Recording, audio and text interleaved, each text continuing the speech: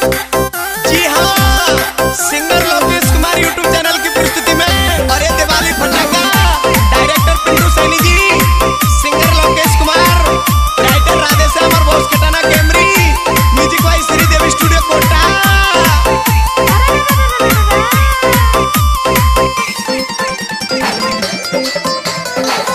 अरे काऊ के चल रे बम फटाके, काऊ की जल रही फूल जड़ी, की जल रही फूल जड़ी। और आए जइयो मेरे फौजी ढोला बाटो देख रही खड़ी खड़ी, बाटो देख रही खड़ी खड़ी। अरे बगल में लक्ष्मी पूज रही है, रे रे रे मारो पूजे बड्डो जेठ। बगल में लक्ष्मी पूज रही है, रे रे रे मारो पूजे बड्डो जेठ, पूजे बड्डो जेठ। बगल में लक्ष्मी पूज रही है, रे रे रे मेरो पूजे बड्डो जेठ। बगल में लक्ष्मी पूज रही है, रे रे रे मारो पूजे बड्डो जेठ, पूजे बड्डो जेठ।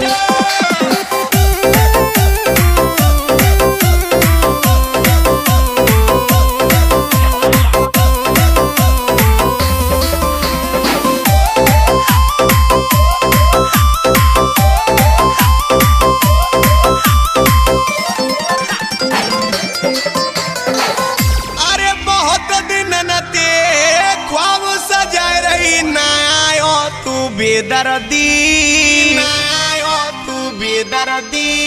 और ना समझी गोरी की फीलिंग तेने राजा हद कर दी, तेने राजा हद कर दी। अरे पटाके फूटे घर घर में, रे रे रे तेरी टाडी टाडी देखे नार।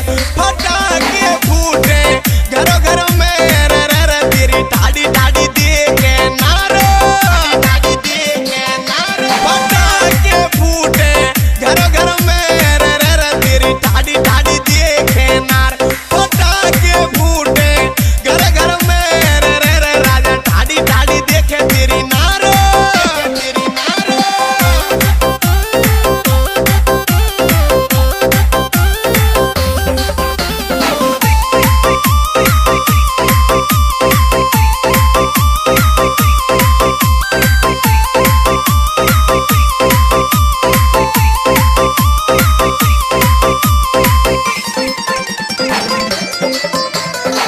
अरे तेरे लिए तो राजा जी मावी के लड्डू बनवाए, लड्डू बनवाए।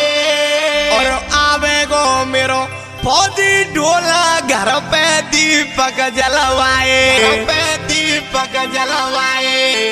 अरे के ससुर की चल रही चकरी है, रे रे रे मेरी सास की चल रॉकेट। ससुर की चल रही चकरी है, रे रे रे सासुल की चले रॉकेट, की चले रॉकेट। अरे ससुर की चकरी चल रही है, रे रे रे सासुल की चले रॉकेट। ससुर की चकरी चल रही है, रे रे रे सासुल की चले रॉकेट, की चले रॉकेट।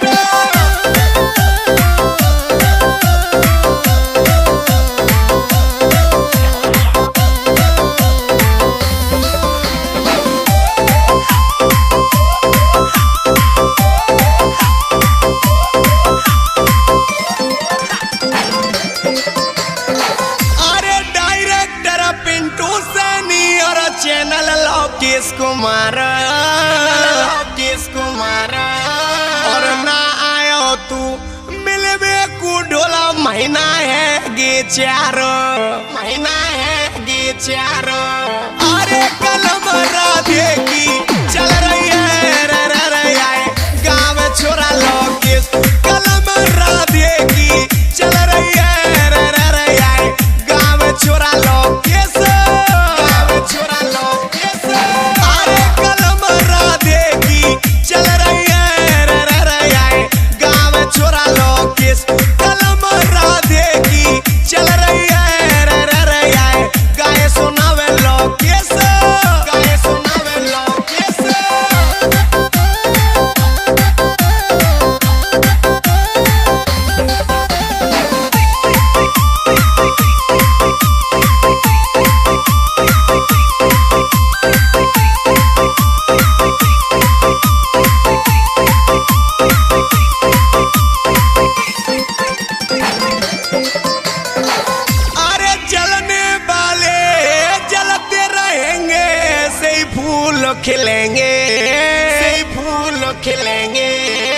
और बात मान ले राजा जी हम गोवर्धन पूजेंगे, गोवर्धन पूजेंगे।